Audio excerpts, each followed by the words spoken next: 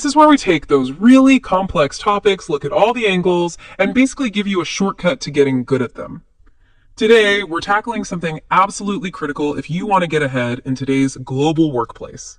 How to truly master professional English. And this isn't just about learning extra words, is it? It's really about boosting your professional presence, how you come across.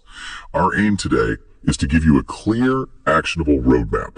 We want to help you skip the stuff that doesn't work and really zero in on the language skills that matter for your career. Right. We're focusing specifically on the English you need for business, managing teams remotely, handling international deals, writing those important reports. Yeah, the language that actually gets things done. That's really the heart of it. When we talk about professional English or, business English, it's kind of its own dialect, isn't it? It's used in those high stakes situations. It covers how you structure formal emails, the way you need to be precise in presentations. The politeness in negotiations, definitely.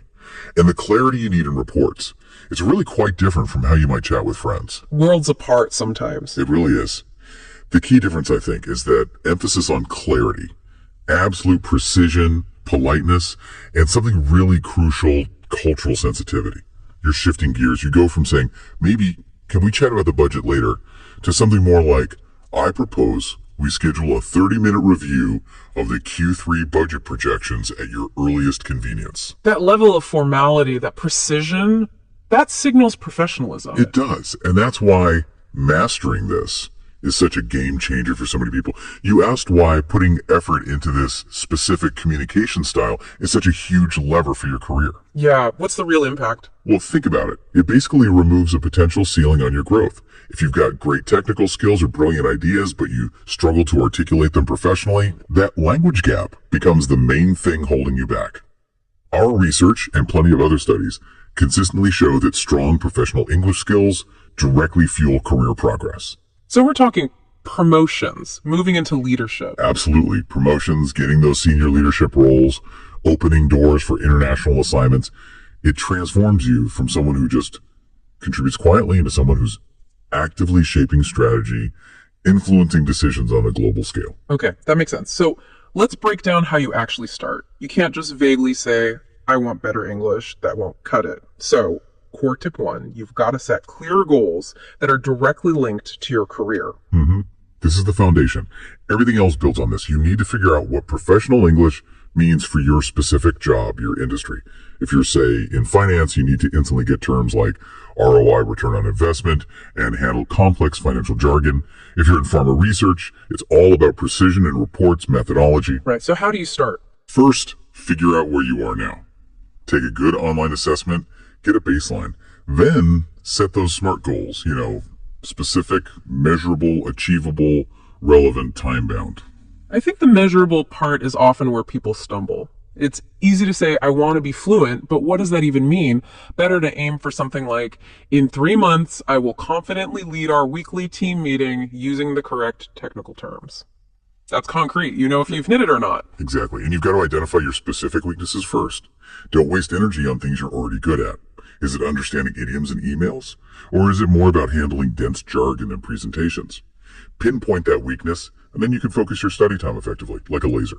Okay, focus is key. And to keep that focus going, you mentioned a neat psychological trick, making a language vision board. Sounds a bit, does it work? It really can. It connects that abstract goal learning English to the real emotional driver, which is your career ambition. This isn't just sticking vocabulary lists on a board. It's about visualizing your future.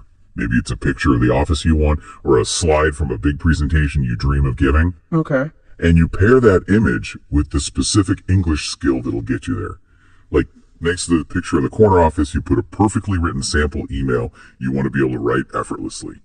It makes the language learning feel urgent, necessary for that future. I get it. So let's take an example. Say someone's moving into manufacturing management. Their goal isn't just general speaking practice. It's about using authoritative, objective language. They need to practice phrases like, our new process is projected to boost efficiency by 20%, leading to substantial cost savings. Language that fits the role. Precisely. The language has to match the professional context and the stakes involved. Okay. So once you've got that clear goal, that defined ambition, the next step is consistency. Which brings us to core tip 2. Immerse yourself in professional content daily. Right, you need to build that intuition for how professionals actually speak and write. And this takes regular exposure, like 20 or 30 minutes every day. That's a good target. Consistency over quantity, sometimes. Yeah. And you need to train your brain to just naturally recognize and use those formal patterns. And the type of content matters, right? Not just any English source. Crucially important. Forget generic language lessons for this. You need sources relevant to your field. Business podcasts specific to your industry, maybe TED Talks by leaders in your area, articles from places like Harvard Business Review or The Economist. So quality input leads to quality output. Exactly, and it has to be active engagement, not just having it on in the background. When you're listening, really listen. Notice how a speaker moves smoothly between ideas. Repeat key phrases out loud straight away. Get the sound, the rhythm, the professional cadence into your muscle memory. And mixing up the formats helps too, like videos versus articles. Yeah, very beneficial. Videos are great for picking up on body language, pronunciation details, intonation. Texts, like articles, are better for really digging into complex sentence structures and grabbing specific vocabulary. And here's a powerful sub-tip. After you read a challenging business article, try rewriting the main points in your own words. Okay, so that's not just checking comprehension. Rewriting it forces you to actually use the language, the structures, the new terms you just encountered. It's like practicing writing an executive summary. Got it. It forces synthesis and application. 2 steps that often get missed. And here's a simple trick to force daily immersion. Change the language settings on your work tools. LinkedIn, your email client, maybe even your phone calendar, switch them to English. Oh, that's clever. Your work environment becomes your language lab. Yeah, a low-stakes one. So if you hear a phrase on a leadership podcast like, we must empower our teams to foster innovation, don't just note it down. Immediately try rephrasing it for your context. Maybe think, okay, in my team meeting, I can say, by focusing on empowering the team, we can drive more innovative solutions. Constant, relevant application. That's what builds fluency fast. Okay, foundation set. Clear goals. Daily immersion. Now let's get into the nuts and bolts, the core mechanics. Starting with core tick 3, building a really robust professional vocabulary. Your words are your tools. But this isn't about quantity over quality. You need a strategic approach. Forget memorizing random lists from the dictionary. Instead, aim for maybe 10 to 15 useful business terms each week. But go deep. Learn synonyms, how the word is actually used in different contexts.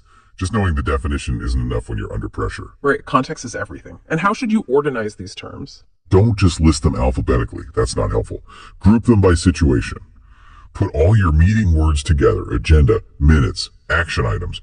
Keep them separate from your email words regards, attached further to our conversation. Makes sense. Easier to recall when you're actually in that situation. Exactly. And another tip, try linking complex terms to visuals. Take a word like stakeholder. Instead of just the definition, picture a network diagram. Different departments, investors, maybe external groups, all connected, all with an interest. That visual anchor helps the meaning stick and makes it faster to recall when you need it on the spot. Let's take a common one, leverage. We hear it all the time. How would you practice that? Don't just learn leverage means use. Practice the full phrase in context. Say it out loud. We can strategically leverage our existing resources to optimize long-term performance. Hi.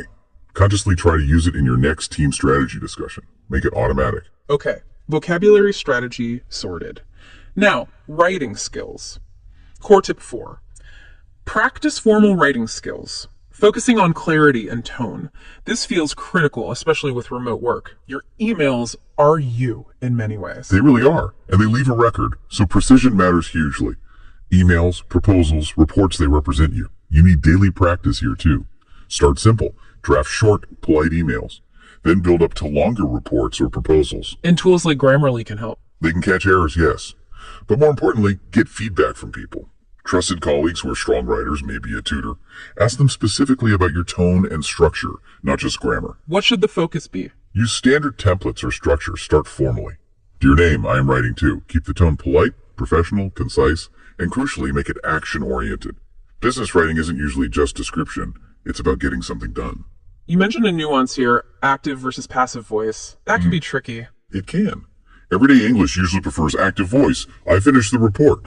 But in formal business writing, especially reports, you often see passive voice. The data was compiled and analyzed. Why?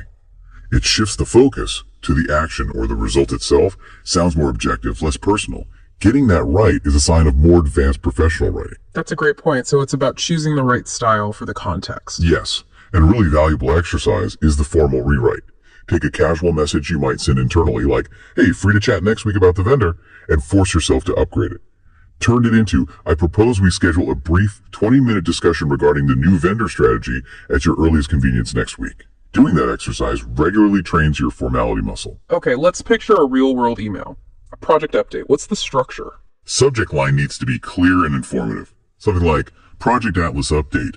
Status green, milestone review needed. Body. State the purpose clearly. Call to action. Be specific. Please review the attached report and provide feedback by EOD Friday. And define EOD if needed end of day or end of business day. No ambiguity. Deadlines need to be crystal clear. Always. Professional closing. Regards, or best regards, your name. Simple, standard, professional. Right. Now, the big one for many people speaking. Core tip 5. Honing speaking and presentation skills. This is where confidence really comes into play. The crucible, as you say. Meetings, pitches, interviews, it all requires preparation and practice. And practicing aloud is crucial, isn't it? Not just in your head. Absolutely essential. Record yourself giving a presentation, then listen back but be critical. Focus on 2 things. Pace and clarity. Are you rushing through complex points? Are you mumbling? Especially if you're presenting data, you need to slow down and enunciate clearly. Make it easy for everyone to follow, including non-native speakers. What about those fillers, the ums and uhs? Ah, yes, the confidence killers. You need to consciously work on replacing them, not with silence necessarily, but with strategic pauses. A short, deliberate pause actually sounds confident. It gives you a moment to think. It gives the audience a moment to digest, much better than filling the space with, or like. Joining a group like Toastmasters can be invaluable for practicing this in a supportive environment. Good tip. And preparation isn't just the presentation itself, right? It's the Q&A too. Definitely. You have to anticipate the tough questions. What are the 2 or 3 most challenging things someone might ask? Prepare your answers beforehand. Practice delivering them smoothly. Use transition phrases like, that's a valid concern, and our approach to mitigate that is. And you mentioned mirror practice. Does that really help? It sounds simple, but it's surprisingly effective. Stand in front of a mirror and deliver your points. Watch yourself. You'll notice things about your body language, your eye contact, maybe nervous habits you weren't aware of. Remember, how you look when you speak is often just as important as the words you use. Nonverbal cues matter. Okay. And starting strong in a meeting or presentation. Critical. You need a compelling opening line that grabs attention and sets the agenda.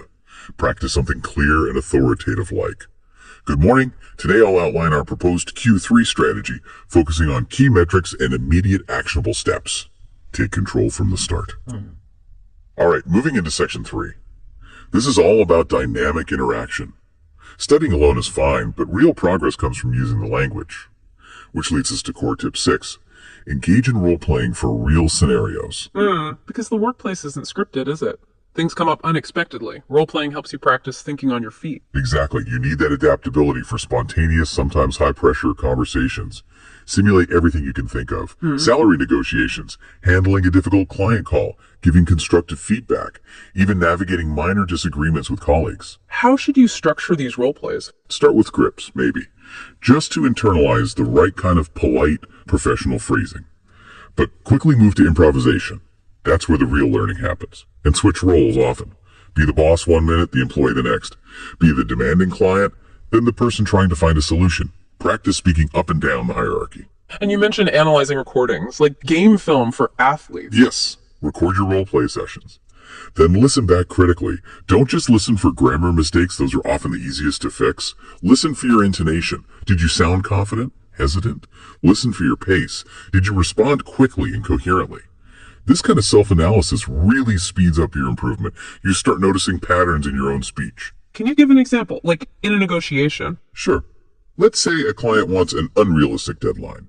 Instead of just saying no, you practice a constructive compromise. Something like, I understand the urgency completely. Looking at our current resource allocation, we can realistically commit to accelerating the timeline by 5%. How about we collaborate to meet in the middle, ensuring we maintain the quality standards? Right. It's assertive, but also polite and solution-focused. That's the tone you're aiming for. Okay, moving on. Core tip 7 is about not trying to do this all alone. Seek professional guidance and feedback. Learning in isolation is tough because you often can't spot your own mistakes, pronunciation habits, maybe etiquette slip-ups, ingrained